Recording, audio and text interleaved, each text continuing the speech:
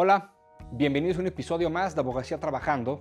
Soy Rodrigo García y el día de hoy estaremos hablando con Sergio López Ayllón, investigador del Instituto de Investigaciones Jurídicas de la UNAM, sobre la reforma al Poder Judicial. Acompáñenme.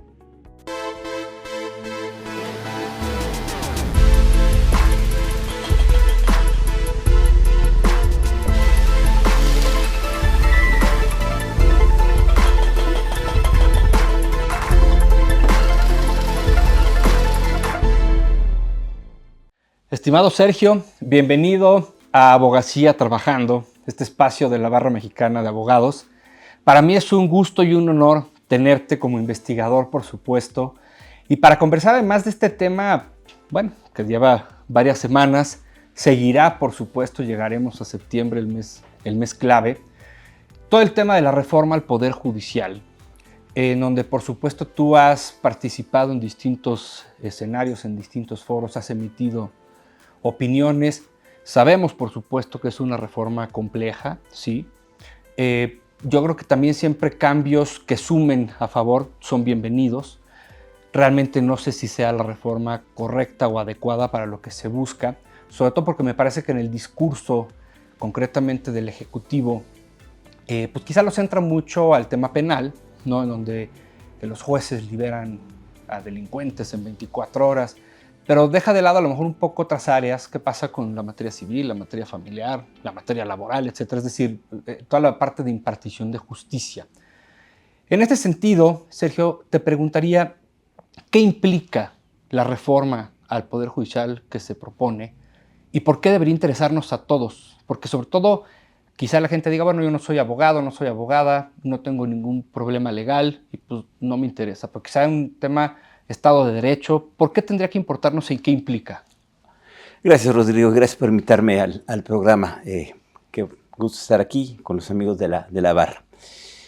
Bien, a ver, la reforma, para decirlo muy brevemente, lo que implica es una refundación de todos los poderes judiciales del país, con dos características principales. Hay más, pero estas son la sustitución de los jueces, de todos los jueces, magistrados y ministros, para que sean nuevos los que lleguen a los cargos vía una elección popular, y la desaparición de los consejos de la judicatura para crear órganos de administración y después algo que han llamado así Tribunal de Disciplina Judicial, que existiría uno en cada estado más el del Poder Judicial de la Federación, y que son órganos, ahorita vamos a ver un poco más, que básicamente buscan controlar el ejercicio de la función jurisdiccional. Bueno, eso es esta reforma, pero déjame dar un paso para atrás. Es decir, primero, ¿cómo hay que entender esta reforma? Bueno, esta reforma no va sola, es decir, va en el paquete de 18 reformas constitucionales y 2 legales que introdujo el presidente López Obrador el 5 de febrero de 2024. Perdón. Correcto. El día en que se celebra el aniversario de la Constitución. Ahora, lo que, por lo menos desde mi punto de vista, encuentro en ese paquete de reformas es, déjame decirlo así, la constitución de la 4T, la constitución populista, no en el sentido peyorativo, en el sentido de un movimiento político bien identificado, que busca llevar y plasmar el proyecto político de la cuarta transformación. Es un proyecto, insisto, de carácter populista. ¿Y qué implica fundamentalmente ahí? Pues implica desaparecer todos los contrapesos que existen al Poder Ejecutivo. ¿Por qué? Porque desaparecen los órganos con autonomía constitucional, porque modifica el sistema de representación para eliminar los diputados plurinominales y los senadores plurinominales, que como sabemos son los representantes, la voz de las minorías. Correcto. Y porque busca también, déjame decirlo así, capturar al Poder Judicial y alinearlo con la 4T, ¿sí?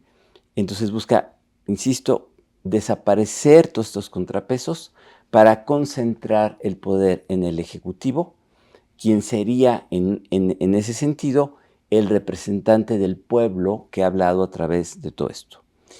Y por eso el presidente López Obrador lo dijo con mucha claridad, el día de la elección de junio de 2024 no solo votamos por una presidenta, Correcto. también fue una especie, por lo menos en la concepción de López Obrador, de plebiscito para saber si podía o no podía hacer estas reformas.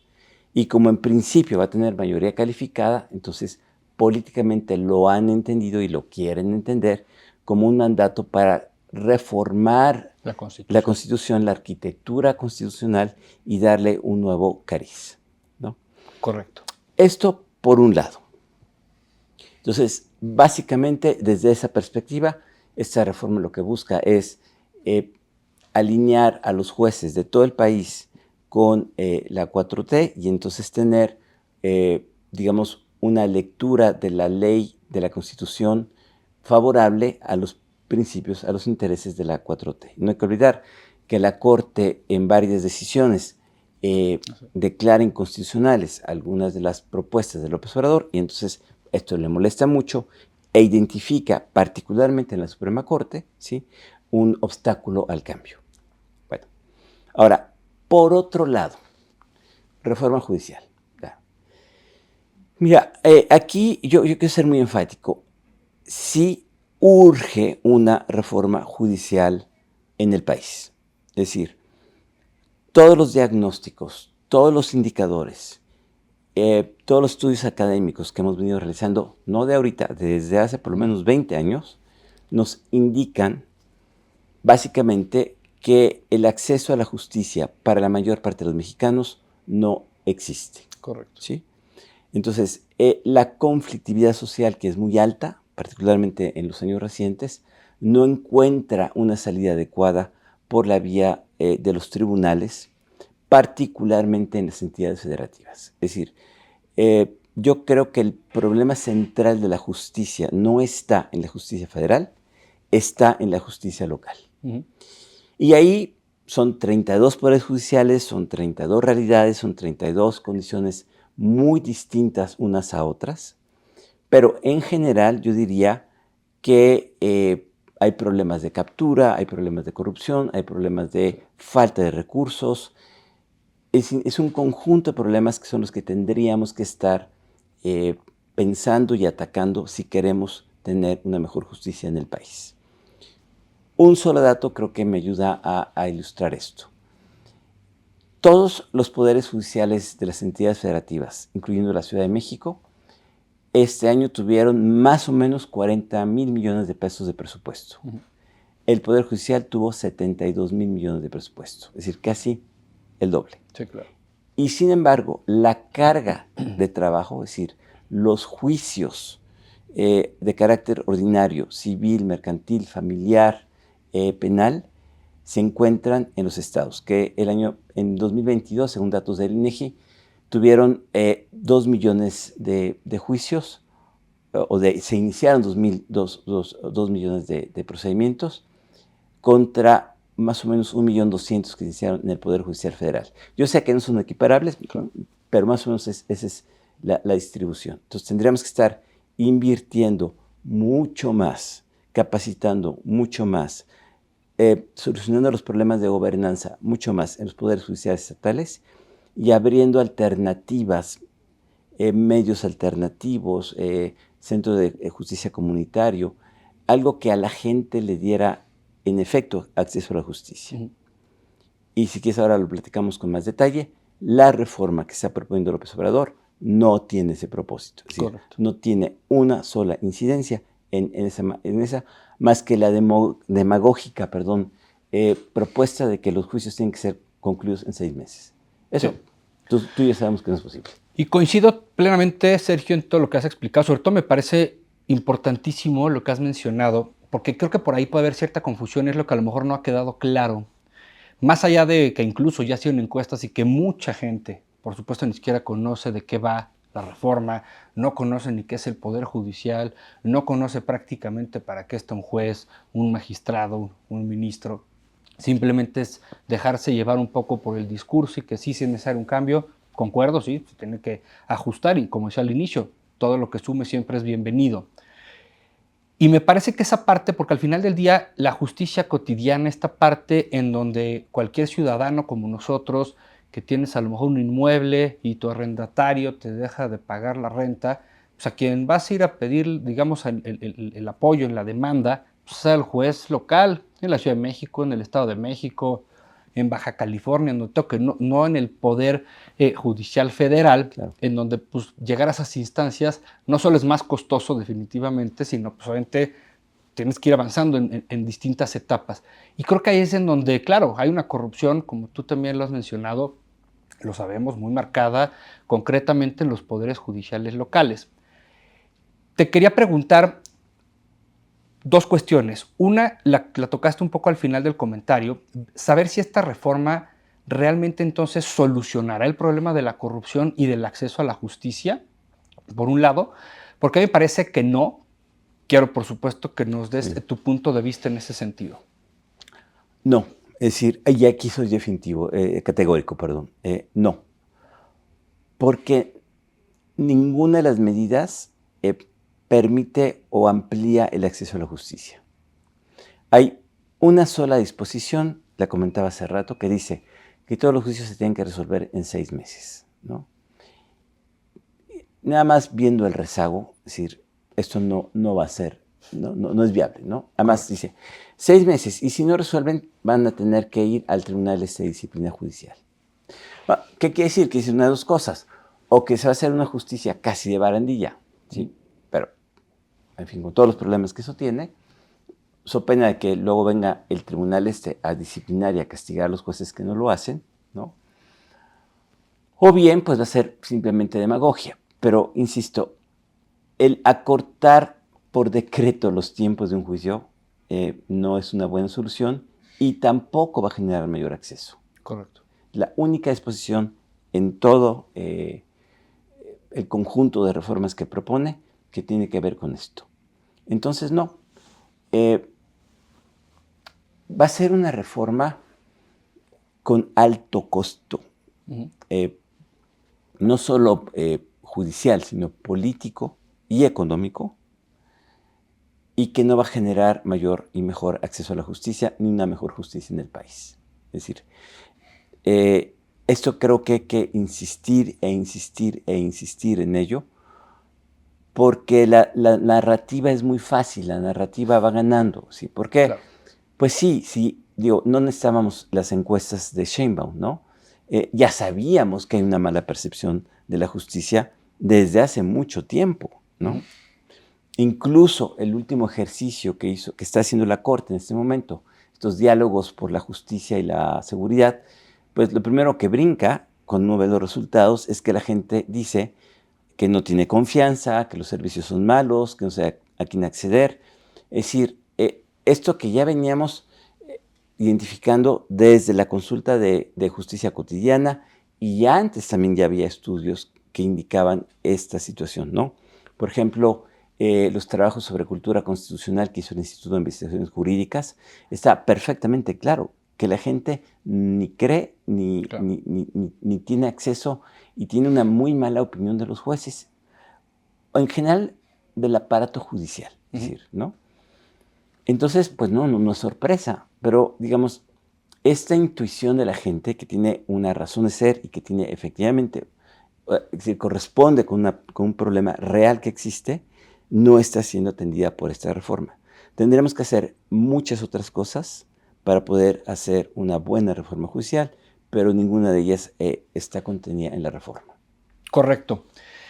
Te iba a preguntar, Sergio, y para entender un poco también, porque claro, es el Poder Judicial, pero pongámonos en un plano de materia penal.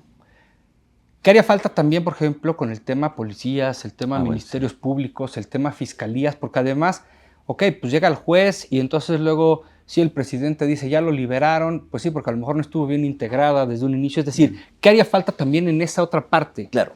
A ver, déjame primero darte dos datos, o compartir dos datos importantes, ¿no? La cifra negra de delitos, es decir, los delitos que no se denuncian, se cometen pero no se denuncian, anda por el 92%. Es decir, de cada 100 delitos solamente se presenta una denuncia ante el Ministerio Público en 8. Que la mayoría seguro es por falta de confianza, Claro, definitivamente. efectivamente, sí. Ahora, más o menos, de todos los litigios, de estos 2 millones de litigios que hablé, solamente el 10% son de naturaleza penal o de carácter penal, ¿sí? Si uno ve las dos cifras, lo que quiere decir es que hay una enorme cantidad de problemas en materia de justicia penal, ¿sí? Que los tribunales procesan muy poquitos, y de esos pocos que procesan, casi todos resultan en sentencias condenatorias después de mucho tiempo. O más bien, en sobrecimientos o en condiciones de no sentencia, por alguna razón, durante el procedimiento. ¿Por qué? Es la pregunta. Bueno, porque para que el sistema penal funcione, requieres 5 eslabones de una cadena que tienen que estar interrelacionados. Primero, policía, Correcto. Fiscales, ministerios públicos, jueces, sistema penitenciario y abogados o profesión jurídica. Bueno, cada uno de estos 5 elementos tienen serios problemas. ¿Sí? Entonces, si tú ves cada uno de ellos como un problema y además entiendes que la vinculación, la coordinación, el trabajo colaborativo que tiene que existir entre estos 5 elementos no existe, pues por eso tenemos el problema. Es decir, una policía que no investiga, que no hace bien su trabajo, que no tiene la capacitación necesaria, es más, que ni existe, ¿no?, en algunos estados. Ministerios públicos que son incapaces de presentar una acusación más o menos sólida, ¿no? Jueces, como lo dicen ellos, pues que tienen que liberar ante la falta de elementos que no les aporta y un sistema penitenciario para los pocos que son sentenciados que da no solo vergüenza, sino que es uno de los grandes problemas que tenemos en este país. Cárceles que son, digamos, condiciones muy lamentables y que incluso se convierten en algunos casos o que están capturados por la delincuencia organizada o son escuelas de la delincuencia, ¿sí? Y una profesión jurídica que sigue, lamentablemente, sin una profesionalización que permita que garantice una calidad de servicios jurídicos adecuados. Correcto. ¿Correcto? Entonces, no es sorprendente que tengamos un problema en justicia. ¿Pero a quién se lo cargan? A los jueces. Correcto. ¿Sí? Sí, son los culpables. Como si de ellos dependieran. Esto es un grave error. Es cierto que los jueces hay mucho que hacer. Sin embargo, yo te diría que en general lo que mejor funciona en un penal acusatorio son los jueces. ¿Sí? Ni ministerios públicos, ni policías, ni sistema penitenciario, ni abogados. Ahí tenemos un problema muy serio. Y como por lo que estoy explicando, la reforma tampoco se ocupa de eso, ¿no?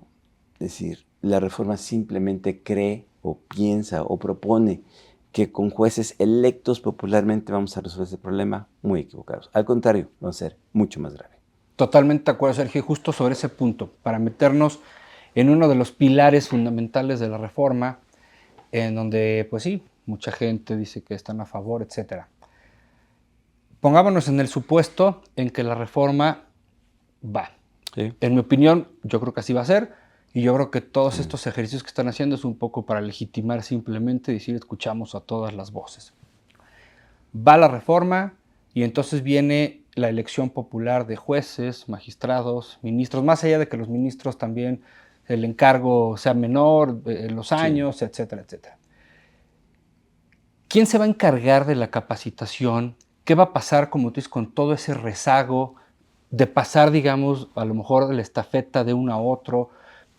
El tema electoral, es decir, van a hacer campañas. Si no conocemos en ocasiones ni a los diputados y senadores por los que votamos, o sea, a nivel estatal vamos a conocer a todos los que van a estar postulados para ser jueces, juezas, magistrados, es decir, me parece que todo ese andamiaje detrás no está claro, simplemente es decir en el discurso, como tú bien lo has señalado, esto va a resolver el problema, claro, con un tinte mucho más, concuerdo, político, de venganza, ¿no?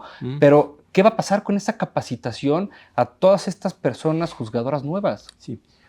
A ver, creo que ahí vale la pena detenernos un poquito en este proceso, ¿no? Voy a dejar a los ministros de la Corte aparte, porque Totalmente. creo que eso es implican una reflexión diferente. Sí. Pero vamos a pensar en jueces federales.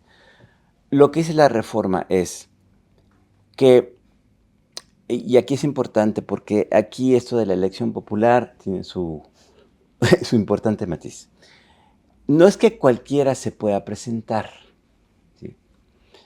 La reforma dice que por circuito judicial, el presidente, la Cámara de Diputados, la Cámara de Senadores y el Pleno de la Corte van a presentar cada uno a 2 candidatos. Correcto. Con paridad de género, o sea, un hombre y una mujer.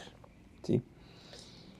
Y esos son los que van a ir a la votación. Primera pregunta, ¿con qué criterios se van a elegir a esos, particularmente al presidente, el Senado y la Cámara de Diputados? Puedo suponer que la Corte va a preferir, en principio, jueces de carrera judicial. ¿no? Pero bueno, vamos a ponerlo así. Entonces, va a ser, es decir, organizar una elección por circuitos es muy distinto a organizar una elección por distritos, como lo hace el INE. Correcto. Van a tener que reestructurar los padrones. ¿Cómo vamos a saber en qué circuito? ¿Cómo voy a saber? Probablemente el DF es más fácil, pues, porque es un solo circuito. Ajá. Pero es un circuito que tiene casi 200 jueces. Correcto. ¿Sí? Entonces, ¿cómo va a ser ese proceso de elección sobre una boleta de 400 nombres? ¿No? Pregunta, ¿no? Siguiente pregunta. El decreto, la iniciativa dice que solamente tendrán acceso a radios, a tiempos de radio y televisión por el INE, pero son 400, ¿sí? Y dice, no se permitirá el financiamiento público ni privado a las campañas, o sea, no va a haber campañas. Entonces, ¿sobre qué base vamos a elegir? Exacto. ¿Sí? ¿Cómo vamos a conocer sobre qué va a ser la campaña? ¿Qué puede ser distinta? ¿Qué van a ofrecer? ¿Qué van a ofrecer? ¿Justicia? Es decir, pues sí, ¿no? O cumplir la ley, Correcto. ¿no? ¿Y quién mejor que uno que otra, ¿no? Así es. Es decir, creo que hay muchísimas preguntas que no están resueltas, ¿no? Pero a ver, más allá de esto, es decir, vamos a suponer que esto fuera perfecto, ¿no? Pero no es perfecto. Porque por lo menos, vamos a decir, de los 8 candidatos que va a haber para cada puesto, ¿sí? O 7, 6 van a ser seleccionados por el presidente, los senadores y los diputados. ¿Sí? ¿Qué quiere decir? Que normalmente van a ser gente que tiene una identificación Correcto. con Morena. El movimiento. Con el movimiento. ¿Sí? Bueno. Y además, cuando vayas a una votación, la gente va a preguntar ¿por quién? ¿Y quién tiene capacidad de movilización de electores? Los partidos políticos, en el caso Morena. Lo más probable entonces es que todos los jueces, o casi todos, queden capturados en un sentido muy amplio, ¿no? O tengan por lo menos una afinidad ideológica con Morena. Correcto. ¿Y qué quiere decir esto? Pues que entonces vamos a tener una justicia que no va a ser imparcial. ¿Sí? Y si la justicia no es imparcial, pierde toda legitimidad. ¿Sí? Y entonces vamos a tener un problema muy serio de seguridad jurídica y de esto que genera la justicia en su conjunto, que son condiciones en que yo, si tengo que ir a un proceso, voy con la confianza, o más o menos con la confianza, de que hay un juez imparcial que va a resolver el problema. Y desde luego, independencia, olvídalo. Sí. Porque además tenemos esta otra figura, que es el Tribunal de Disciplina Judicial. Son especies de tribunales de supervisión con decisiones irrevocables, definitivas, y bajo una competencia muy amplia, ¿no? Que dice que un juez, cuando no actúe de acuerdo al interés público, a la administración de justicia o a los principios de imparcialidad, puede decir, es muy fácil que tú digas a un juez, usted no actúa así si tu decisión no va adecuada a lo que esperaban en Palacio Nacional, ¿no? Y imagínate esto a nivel de los estados. Si hoy muchos poderes judiciales están capturados por los gobernadores, ¿no? Imagínate lo que va a hacer la justicia cuando tengan estas características. Entonces, lo que yo creo que puede pasar, si se pasa en sus términos esta reforma, es que vamos a perder cualquier capacidad de tener un poder judicial imparcial e independiente. Y esto va a tener altísimos costos, Rodrigo. Sí. Altísimos costos en la economía, en la política, en la sociedad, en la resolución de conflictos, ¿no? Porque probablemente puedes pensar que puede haber sí una justicia mucho más eficaz o más, no me gusta, una justicia muy justiciera en términos, digamos, ¿no? Si contrato de arrendamiento, al juez le parece que está muy alta la renta, entonces va a decir que le daba la razón, claro. ¿Sí? Etcétera. Eso es lo que tenemos enfrente, ¿no? Claro. Y por eso es tan delicado este problema. Insisto, con dos ideas, con eso concluyo. No va a resolver los problemas de la justicia. 2, creo que los va a agravar. Y 3, creo que va a ser, digamos, una gran bomba al interior del sistema jurídico y judicial de México, y que nos va a obligar a hacer una reflexión muy profunda sobre cómo tenemos que actuar en el futuro. Sí, coincido, y bueno, encima, pues declaraciones recientes, ¿no? Donde el presidente dice que aparte se le pasó prácticamente el eliminarlo, de que no es necesaria la experiencia y que prácticamente cuando uno se gradúa podría ser ya impartidor de justicia, me parece grave. Sergio, en cuestión de un minuto que nos queda, nada más para abordar un poquito, ¿qué pasa? Porque yo también he visto incertidumbre, he escuchado por ahí de repente gente que, oye, yo acabo de entrar a trabajar a la Suprema Corte, ¿qué va a pasar con todas aquellas personas parte del sistema y que no son juzgadores? La iniciativa dice que la carrera judicial permanece. Entonces, en principio quedarían ahí, pero tú sabes, hay mucha gente que no está ahí en carrera judicial. Yo creo que ellos pues no permanecerán mucho tiempo, a lo mejor sí. Habrá que ver cómo se integra la nueva corte para saber tener un poco más de precisión. Insisto, hay muchas más preguntas abiertas que respuestas, y hay solamente este gran movimiento, yo diría, muy político y muy bien calibrado por el presidente en términos del discurso público, ¿no? Que va ganando, ¿no? Pero que va a generar un problema muy serio al país. Correcto. Sergio, pues no me queda más que agradecerte nuevamente el que hayas estado con nosotros para explicar, desmenuzar un poquito todo este tema de la reforma al Poder Judicial. Pues veamos qué viene, qué sigue en los próximos meses. Insisto, septiembre también será el mes clave. Más clave. Por supuesto, el foro está abierto para seguir discutiendo sobre este tema y lo que se vaya dando. Muchas gracias nuevamente, Sergio. Rodrigo, muchas gracias. Gracias.